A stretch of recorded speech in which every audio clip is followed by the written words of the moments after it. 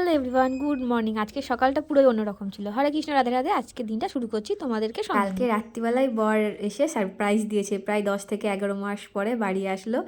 তো আজকে সকালবেলায় আমার মেয়ে ওর বাবাকে দেখেছে, কি খুশি। বাবাকে তো পেয়ে গিয়েছে, এবার কী কী এনেছে সেটা তো দেখাও। তো তারপরে সুটকেসটা খুললে একটা কম্বল এনেছে, খেজুর, চকলেট, প্রচুর জিনিস এনেছে। তো মেয়ে খুব খুশি। এবার আমি রান্না বান্না করে নিলাম সকাল সকাল। অনেক দিন পরে অনেক কিছু রান্না করেছি। তো বরমশাই হচ্ছে শুধুমাত্র উচ্ছে ভাজাটা প্রচুর পরিমাণে পছন্দ করেছে, কারণ উচ্ছে ভাজা ওখানে তো খেতেই পারে না একদম। দেখলেই কী কী রান্না করেছি। মাছের তেল খেতেও খুব পছন্দ করে, ভাজা মাছ, তারপরে মাছের ঝোল, সব কিছু করেছি। তারপরে খাওয়া দাওয়ার পরে পায়েস বানিয়ে নিচ্ছিলাম। তারপরে সন্ধ্যেবেলা একটুখানি বড়লোকি চিপস খেয়ে নিচ্ছিলাম সবাই মিলে। তারপরে হঠাৎ করে ঠিক হলো একটু কালীনারায়ণপুর ঘুরে আসি, মানে শেফালি খেতে এসেছিলাম, কিন্তু শেফালির দোকানটা বন্ধ ছিল। একটা পাওভাজির দোকান দেখতে পেয়েছিলাম, পাওভাজি অর্ডার দিয়ে এদিকে ঘুগনি নিয়ে নিচ্ছিলাম, এক প্লেট সবাই মিলে খাবো। তো পাউভাজিটা পেয়ে গেছি, অতটাও খাস লাগেনি আমার কাছে, একদমই বেকার লেগেছে। তারপরে চলে আসলাম ননদের বাড়ি। ভাগ্নের জন্য চকলেট নিয়ে এসেছি। তো ভাগ্নের চকলেট পেয়ে ভীষণ খুশি। এবার তেল ভরে বাড়ি যাচ্ছে। আর এদিকে বাসটা দেখে আমি পুরোই অবাক, সব কিছুই আছে বাসের মধ্যে। তো বাড়ি এসে দেখি পায়েসটা জমে পুরো ক্ষীর। তো ভিডিওটা এখানে শেষ করছি, দেখা হচ্ছে পরের ভিডিওতে, টাটা।